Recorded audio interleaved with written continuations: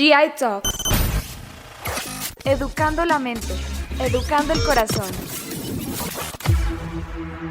GI Talks. Hola, gracias por llegar a este espacio. Aquí vamos a compartir todo lo que sabemos de educación, formación, crianza y vida.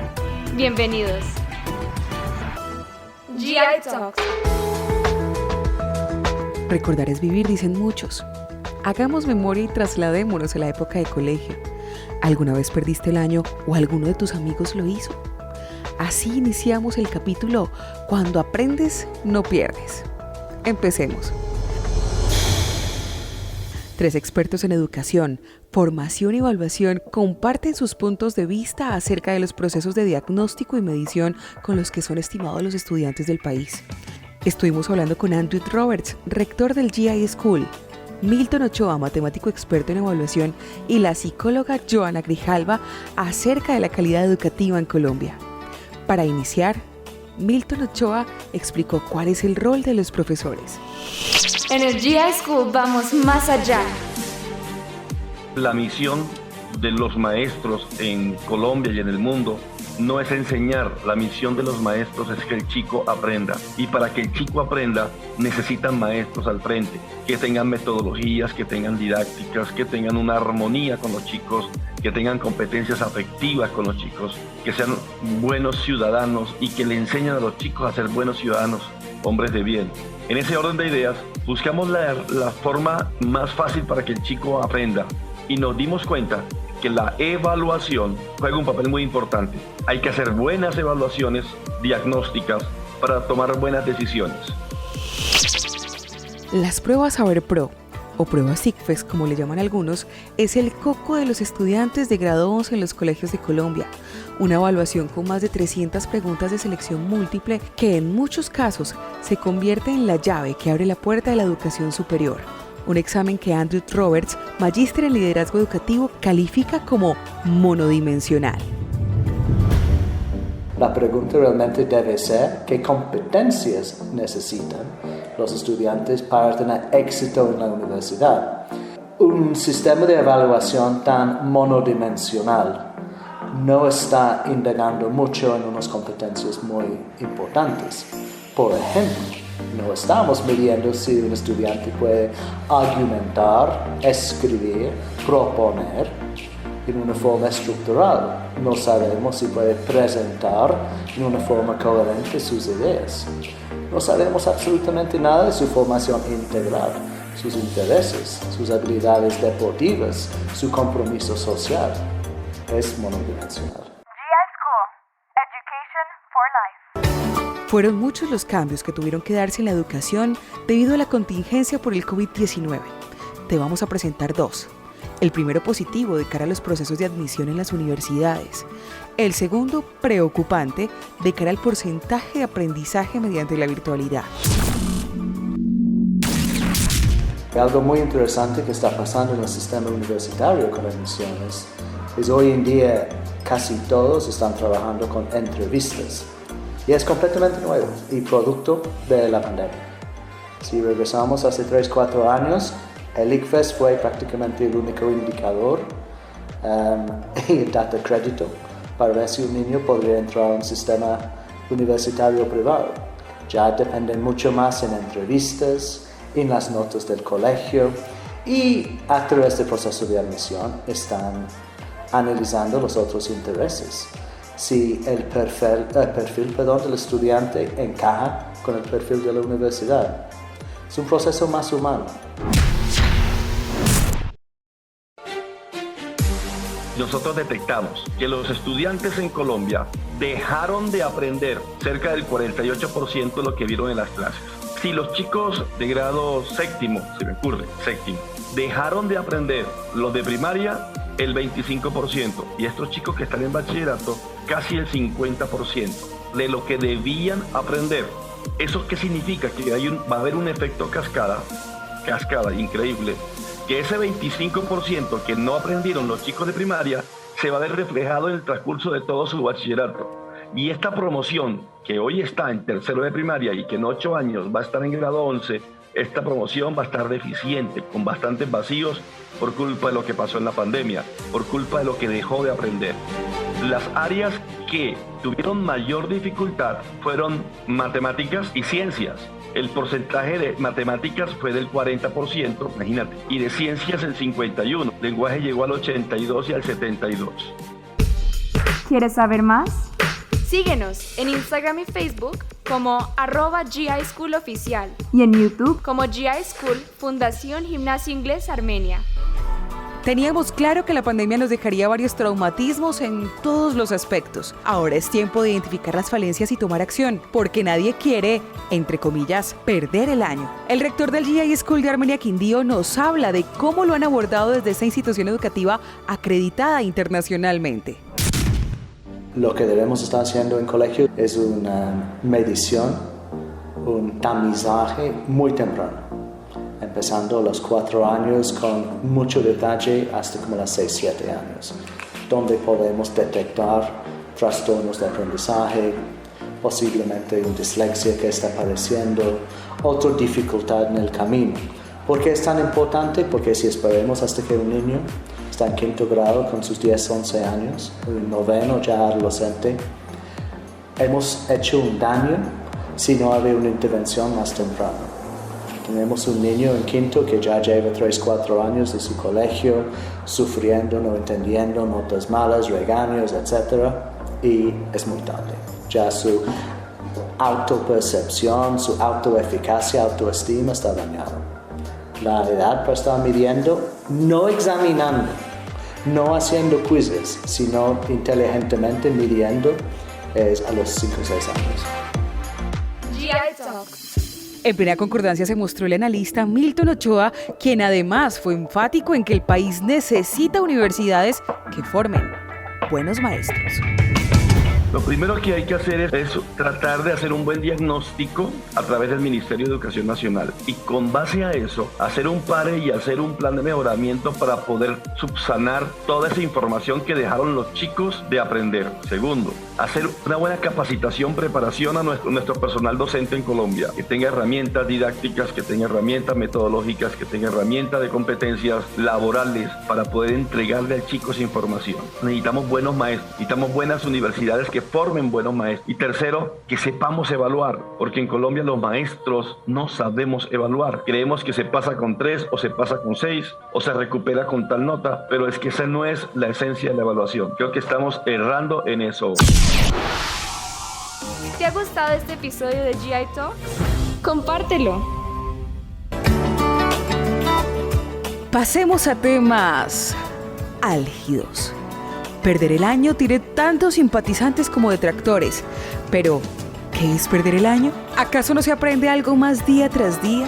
¿O es que el colegio solo sirve para saber matemáticas, ciencias e inglés? Que sean los expertos quienes aclaren dudas.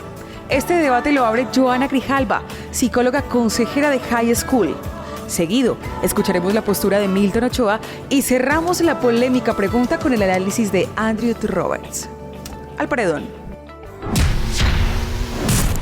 Bueno, yo creo que uno nunca pierde años, realmente, porque todo el tiempo que vivimos en nuestra vida estamos cosechando experiencias y cuando nosotros tenemos experiencias tenemos aprendizajes, tal vez no de la forma académica, pero sí en otras cosas. A veces no se trata de perder el año, sino se trata más como de alcanzar logros y de pronto son logros que no se alcanzaron dentro de la parte académica, pero que muy seguramente esas experiencias vividas nos van a llevar a que el siguiente año se maneje de una forma mucho más consciente y responsable. Pero como te digo, yo creo que uno nunca pierde años en la vida, todo es un aprendizaje y eso nos lleva a ser mejores personas. Education for Life. Conozco países, he hecho investigación en países donde no se pierden años. Por ejemplo, Singapur, Corea, por ejemplo, Finlandia. En Finlandia no se califica hasta grado 7º, no hay notas. Y ese es uno de los mejores sistemas educativos del mundo. Yo les dije allá a los tutores en Finlandia, en Helsinki, les pregunté y les dije, ¿ustedes qué hacen con los chicos que pierden años? Y me miraron feo, pero horrible, o sea, casi como Australopithecus. Y me preguntaron, ¿en tu país pierden años? Y yo dije, sí. Y me miraron como, ¿en qué parte están del mundo? Yo estoy de acuerdo con que los chicos no pierdan años.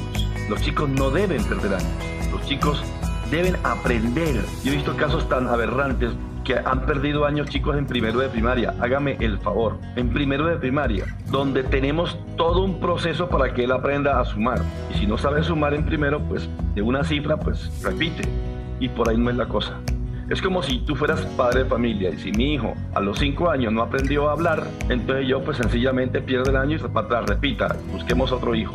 No. GI Talks. Y si recordamos que un colegio no es solamente un sitio de aprendizaje, sino un sitio de desarrollo sociocultural, un sitio de formación de amistades, que muchas veces vínculos que existen de por vida.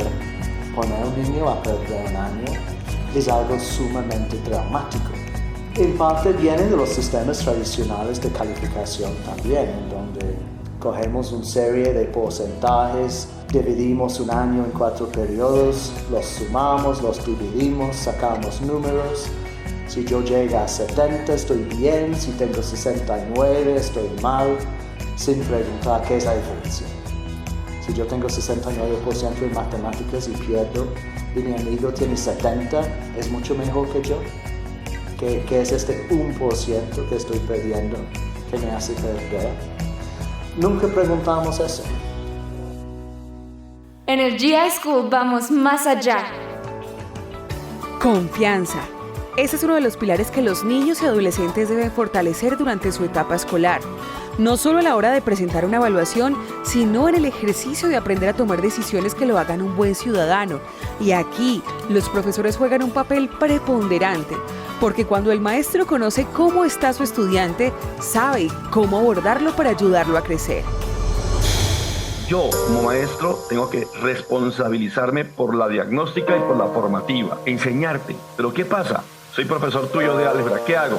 Te hago una evaluación diagnóstica, te digo que lo que hiciste el año pasado ya se te olvidó y empiezo a hacer quizzes todos los días de los casos de factorización. Y te lleno de notas, te lleno de rojos, te lleno de notas negativas y al final te hago un examen y yo te computo eso. Esas notas que son quizzes no deben ser notas evaluables, no deben ser notas, eso son evaluación formativa. Cuando en Colombia entendamos la evaluación para qué sirve y hagamos una buena evaluación en todos los colegios, esto va a mejorar. Volvamos al quid del asunto, las evaluaciones. Y esta vez lo vamos a abordar desde la experiencia y la expectativa de los muchachos que se dan cita en un salón, un domingo cualquiera, para elegir 4 posibles respuestas en más de 300 preguntas.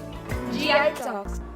La mitad o más del reto es que estamos poniendo tanto peso psicológico, tanto presión sobre un muchacho por el examen.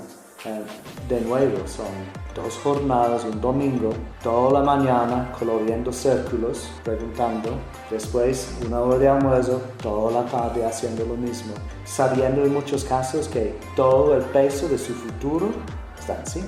O sea, ¿quién puede concentrar bien bajo tanta presión? Entonces, los procesos de preparación tienen como 2 finalidades. Uno, enseñando a los muchachos cómo interpretar las preguntas. Y B, tratando de darles un poquito de confianza para que no entren en un estado de pánico o terminen como con sus mentes en blanco. Una de las cosas o las quejas que los muchachos más me dan es: yo estudié, pero llegué al examen y me bloqueé, ¿sí? Y eso pasa muy frecuentemente porque lo emocional cuenta mucho frente a una presión de un examen y sobre todo de un resultado que va a ser importante para el futuro y para el futuro de sus vidas, de lo que ellos se van a proyectar cuando ya salgan de casa y salgan del colegio. Algo importantísimo es entender que si yo me preparé con anticipación a ese examen, es decir, estudié, realicé el aprendizaje necesario para presentar la prueba, yo tengo que ir confiado en mis habilidades y en mis aprendizajes. Entonces, eso es lo primero. Lo segundo, el control emocional es supremamente importante y eso es algo que a veces a los chicos les falta mucho. La tendencia a la frustración, al sentir antes de que pasen las cosas que no son capaces. Entonces, es centrar su mente de que efectivamente pueden hacerlo. Ya hablamos de las evaluaciones, de los diagnósticos, hablamos de toda la importancia del colegio, hablamos y aclaramos que no se pierden años. Hablamos del cansancio que seguramente recordaste si ya presentaste unas pruebas de este tipo. Y nos acercamos al final, Por eso es momento de hablar de los tips, porque no solo tenemos para los estudiantes, sino para los papás que están escuchando este podcast. Porque en este rol debemos ser generadores de confianza. Momento de los tips. Entonces, mi recomendación es tener mucho cuidado con el discurso que estamos usando alrededor de estos momentos. Tratamos de calmar a los estudiantes, darles confianza y que duermen bien una noche antes. Porque si estamos agregando otro nivel de preparación, es fatal. Primero, por temas de seguridad, me imagino un estudiante presenta el examen en un sitio que no conoce. Muchas veces es un colegio público, una universidad, el otro lado de la ciudad. Entonces llegan a una citación tipo 7 de la mañana, completamente desubicados, porque los niños están ansiosos, no saben si es el lugar correcto, no conozcan a nadie, dónde ir, dónde sentarse. Entonces empiezan así, desubicados. Entonces mi percepción es que tienen que comprimir todo en un solo día para tener como una economía. Pero cognitivamente es demasiado. Cuando yo lo hice hace años, yo me quedé molido el día siguiente. Creo que no fui a trabajar. Uy, eso es fundamental porque algo que ellos quieren es no decepcionar a sus papás por todo el esfuerzo que ellos han hecho para poder llegar a este punto. Entonces yo creo que lo más importante para los padres es brindarle tranquilidad a sus hijos, hacerles ver que confían en ellos, que confían en el proceso que han tenido con ellos, que confían en lo que puede pasar y sobre todo que independientemente a que los resultados sean los esperados o no sean los esperados, no los van a dejar de amar ni van a dejar de ser importantes por un número, sino que siempre van a ser importantes y los van a acompañar dentro de ese proceso sin importar cuál pueda ser el resultado de la prueba. Para los muchachos también hay recomendaciones. Aquí van. Un día antes siempre les digo, duerman bien, descansen, hay que descansar, tener las horas apropiadas de sueño, evitar el día anterior a la prueba pegarse a estudiar porque realmente lo que van a hacer es sobrecargar su mente. Entonces un día antes tratar de estar lo más calmado posible, dormir bien, desconectarse de la tecnología porque la tecnología también lo que hace es como exacerbar un poquito todas esas emociones y nerviosismo y sobre todo confiar. GI Talks. Hemos compartido contigo lo que sabemos de educación de calidad abordado desde la evaluación. Gracias a los expertos que nos dieron su punto de vista. Con este podcast, desde el GI School compartimos el conocimiento. Ya estamos trabajando para traerte un capítulo más. Llegamos al final de este episodio. Dale like si te gustó. Desde donde estés y hasta donde quieras llegar, recuerda, siempre sé tu mejor versión. Nos escuchamos en la próxima. Adiós. Comunidad GI School.